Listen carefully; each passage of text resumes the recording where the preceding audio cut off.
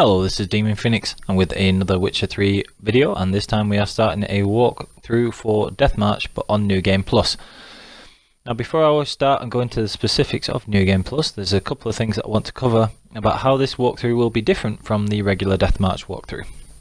Now in New Game Plus you keep a lot of the things that you'll have made already, so you need to have watched my New Game Plus preparation video, which goes over how I recommend having set up the build and made sure that you have various alchemy, oils, decoctions and potions and everything made, and the gear that we need for the build that we'll be using throughout this New Game Plus walkthrough.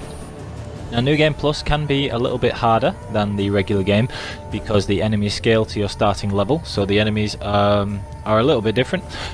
And you find that sign intensity resistance for the enemies goes up, so signs become less useful through the game. However, the way that we're going to do this walkthrough is assuming that we are using one of my extremely powerful builds, such as the Uber build, which is the Ursine tank one, and is what I believe to be the best build in the game.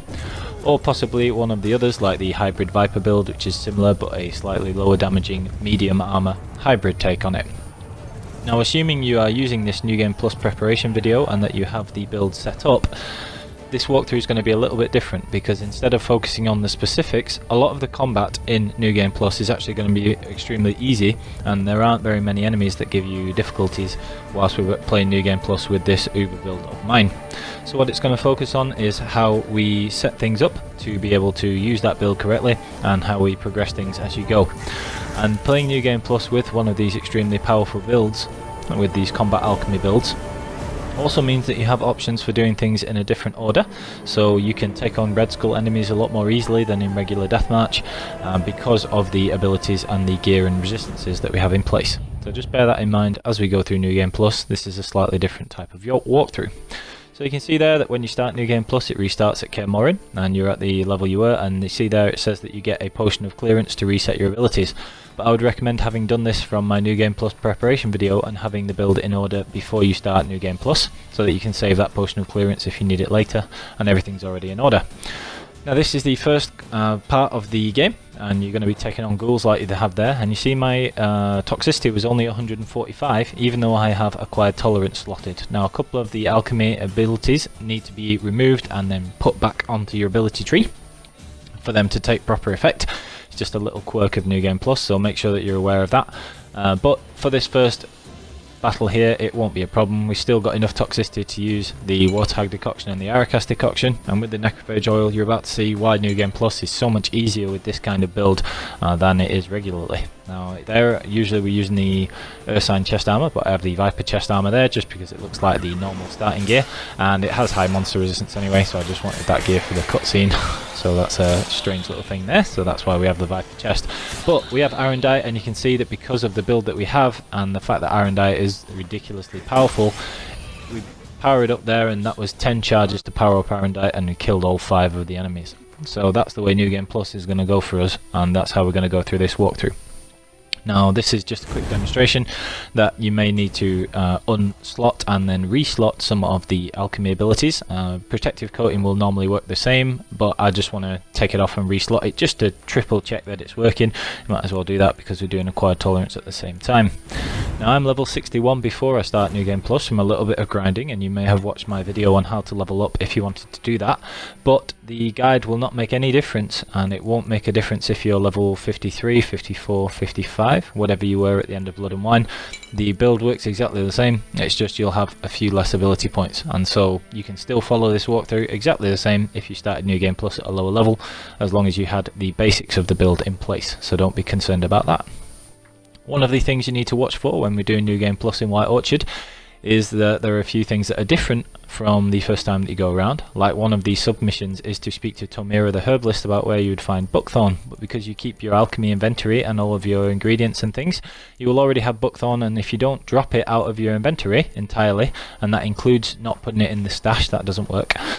So here you can see I've dropped buckthorn entirely, so that the game still treats it as though I don't have and haven't ever had any buckthorn. And the reason for that is because if you don't, then this part of the quest, when you speak to the Nilfgaardian captain, general, whatever he is, When you speak to this person and he tells you, your Geralt tells him about what he needs, you will already have Buckthorn at the end of this conversation because it's already in your inventory, and so it'll skip out part of the part where you speak to Tormira, and that will also skip out the part where you have the submission where you can heal Lena, and so you will lose out on quite a lot of experience by not being able to do the Tormira part of this mission and not being able to do the Lena side quest. So what I do is I drop Buckthorn somewhere where I remember it, like here at the gate, and you saw me just drop it before, and you'll see that the Lilac and Gooseberries and the Beast of White Orchard, the proper side quest, come up, and that'll allow me to do that and the Lena side quest and get more experience like you would normally, and then you just pick up the Buckthorn after you've done those bits with Tormira. Now, as I mentioned, we have the Viper chest armor, and as if you again watch the New Game Plus preparation video, I recommend having that chest armor because of its extremely high elemental resistance, which the Uber build is the only type of resistance it doesn't have. The Viper armor is very light, and regardless of the low armor rating relative to the New Game Plus armors, armor rating doesn't actually matter. Resistances is far more important. And I also recommend having at least one of the, well, just one of the Grandmaster medium gear, so either Woven, Manticore or Griffin trousers. So in this case I've got the Manticore trousers, and by equipping those whenever you fight wraiths or other enemies that deal elemental damage, like Barghests in Blood and Wine and things like that, even though the armor rating is low, the resistances counts far more, and you can see that these wraiths, which can be problematic in New Game Plus, do absolutely no damage whatsoever. So anytime you're fighting a wraith, you want to switch to the Viper chest and the Manticore trousers, or whichever of the medium gears you have. So you see there, Devil by the Well, extremely easy. Now, another quick note is when you have Arendite needs leveling up, and the way you do that is to kill an enemy with it having 10 full charges. Now this can be a little bit irritating because you'll kill things so quickly with the build with Euphoria. So there are two options. You can either use manual sword switching like I'm doing here. So what you can see is the Silver Sword, even though it has absurd damage for monsters, does nothing to steel sword enemies. So I have manual sword switching instead of the automatic, and I hit a wolf. Wolves are the easiest because you can still put beast oil on the Arendite, and so protective coating is still active. So I get 10 charges on it. I hit the wolf or enemy with the steel sword, so the Henguider sword that I've got, or the Toussaint Knight steel sword or whatever else, to take off the majority of the health, and then I switch back to Arendite and hit them 10 times until it kills them, and that will power up Arendite.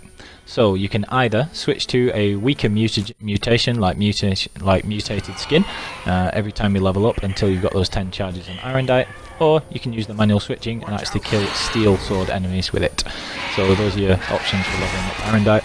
Either of those is fine. This is just an example of the fight against the Griffin, and just another thing to note is that with Euphoria and the extremely powerful builds, you can still burn things with Igni, even though we don't have any sign abilities at all as part of the build. And the vast majority of this fight is the actual time riding across on Roach and then knocking it out of the air, because the damage we do to things is so extreme, and as long as you have the correct oil with the Arakas decoction and protective coating and the Ursine chest armor, you will take virtually nothing from monsters, and indeed from pretty much every type of enemy. So this is just an example of how powerful the build is and how we use it.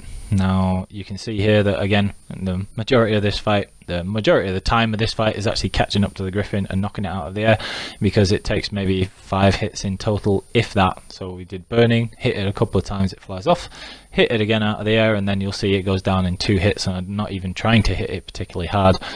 So this is how the build works, and why New Game Plus is a lot easier. So if you want an easy way of doing deathmatch, this is what this more build and walkthrough will be focusing on, because the build makes everything relatively easy. So after you've completed White Orchard, this is just a quick snapshot here. Now you see I'm level 64 because I started New Game Plus at 61, but even if you were a lower level, you would still have plenty of ability points, and the build still functions as long as you have everything that we had at the end of Blood and Wine, from about level 50 onwards, and even lower than that. It's a very effective build. So this is the number of skill points I had there, 22. Now it takes 24 skill points to get the 4th Strength and Synapses slot, because it takes 24 points to get the last lot of mutations. But this is just going back a little bit to how we were at level 61, and this is more approximate to how many points you would have if you had finished the game at, say, level 53 or 54 before starting New Game Plus. So we've got Tissue Transmutation, and don't forget that you'll also be getting the Places of Power in White Orchard, so make sure you pick up all of those. And then the last things we've got to do is just fill out a couple of skills, and then we are going to be getting the rest of these mutations later in the game. And that will allow us to have the 4th Strength and Synapses slot. But you don't really need that 4th Strength and Synapses slot yet, because if you use all of the points to get the mutations, you're not going to have enough points to actually get any more alchemy skills to put in that 4th slot.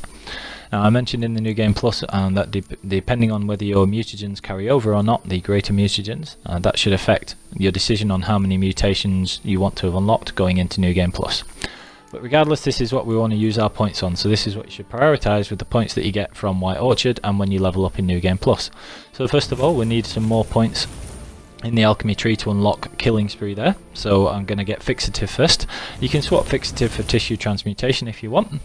Both of them are just bonus skills because you don't need the Vitality from Tissue Transmutation because we take so little damage, and Fixative you always have to switch oils for a lot of the time because you'll be fighting different types of enemies, so Fixative is more of a bonus than essential.